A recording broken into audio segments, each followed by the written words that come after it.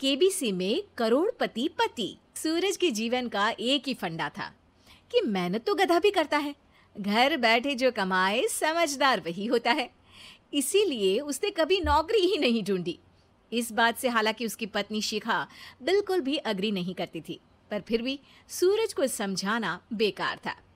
TV में कैसे बनोगे करोड़पति का ऐड देखकर उसे लगा कि बस अब तो घर बैठे ही वो करोड़पति बन सकता है, और उसके पीछे उसने अपने सारे सोर्सेस एक्टिव कर दिए। 2 हफ्ते में उसके कलीग के साले के पड़ोसी के बेटे का सोर्स निकलता है जो कि उसे शो में पहुंचा सकता है, और सूरज उससे मिलने चला जाता है। अच्छा, तो हमें मुकेश जी बता रहे थे कि आप हमें शो में पहुंचा सकते हैं। हाँ, उसमें कोई तकलीफ नहीं है। मैं कल अगर कोशिश करूँ तो इसी महीने में आपका नंबर आ जाएगा। अरे ये तो बहुत बढ़िया हो गया। अच्छा, वो सिलेबस और क्वेश्चन पेपर का कोई जुगाड़ है क्या? हैं? उसका तो कोई जुगाड़ नहीं है। तो वो वाकई में कुछ भी पूछ सकते हैं? हाँ, वो तो बच्चन जी पर है, जो पढ़ते हैं वो पूछ लेते हैं। पहली कोशिश फेल होने पर अब सूरज के सामने एक बहुत बड़ा सवाल था कि आखिर जवाब कहाँ से लाए। तब शिखा ने एक सजेशन दिया, क्यों ना सूरज अपने चचेरे भाई सुमित से मदद मांगे, जो कि यूपीएससी की तैयारी कर रहा था। हालांकि इतनी मेहनत करना सूरज को समझ में नहीं आता था, पर कोई और रास्ता ना मिलने पर वो आखिर सुमित से बात करता है। अरे सुमित, हमारा कैसे बनोगे करोड़पति के लिए सिलेक्शन होने वाला है। तुम हमें थोड़े चिट बनाने में मदद करोगे क्या? अरे भैया, चिट बनाए तो सालों हो गए, उसमें हमारा एक्सपर्टीज नहीं है, बल्कि आप बोलो तो हम आपकी पढ़ने में जरूर मदद कर सकते हैं। हट, कैसी अनाप शराब बातें कर रहा है तू। सूरज ने सुमित को मना तो कर दिया था, पर तैयारी करने के सिवाय कोई चारा उसे दिख भी नहीं रहा था। खासकर जब 12 के पेपर लीक करने के एक्सपर्ट शुक्ला जो भी हाथ जोड़ लेते हैं। आखिर सूरज को सुमित के पास जाना ही पड़ा, और उसने सुमित और शिखा से वादा किया कि वो बहुत मेहनत करेगा।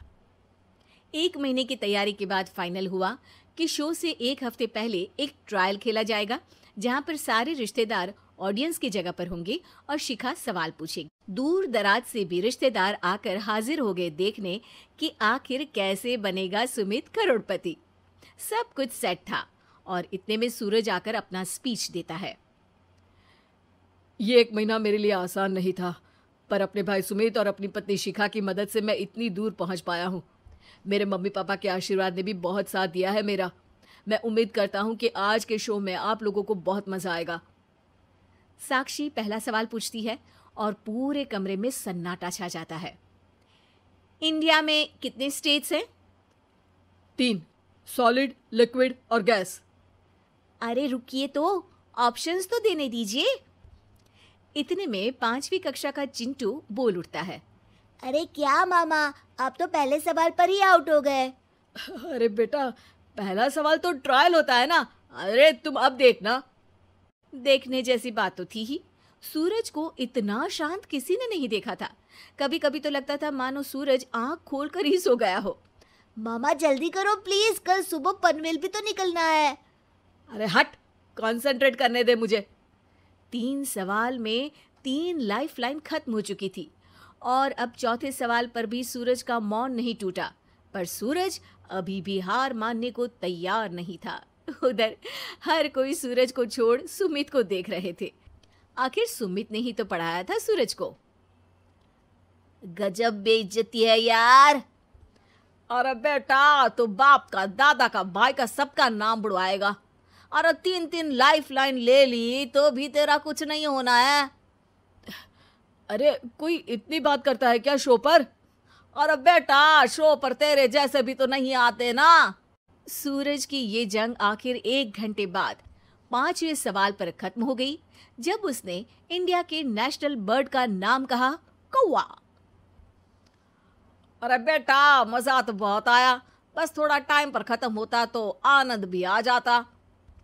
ताने बारिश के बूंदों की तरह बरस रहे थे, और सूरज को भी समझ आ रहा था कि ये करोड़पति बनना शायद उसके बस के बाहर की बात है।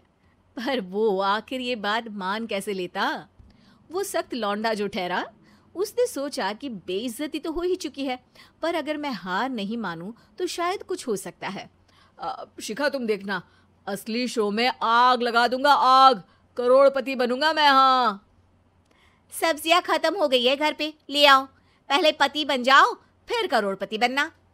अरे गजब बेइज्जती है यार। बेटा अभी तो घर पर ही हुई है, 1 हफ्ते में तो तुम देश के सामने करवा कर आओगे। वैसे जब टीवी पर जाओ ना तो बस अपने मम्मी का ही नाम लेना, ठीक है? कोई पूछे तो बोलना कि पापा नहीं है मेरे। अरे पढ़ाई की, पेपर निकलवाए, इतने सारे लोगों को खाना खिलवाया, क्या फर्क पड़ा? इसीलिए मैं कहता हूँ कि मेहनत तो गधा भी करता है, घर बैठे जो कमाए वही सिकंदर। लेकिन मामा, गधे भी जानते हैं कि हमारा राष्ट्रीय पक्षी मोर है।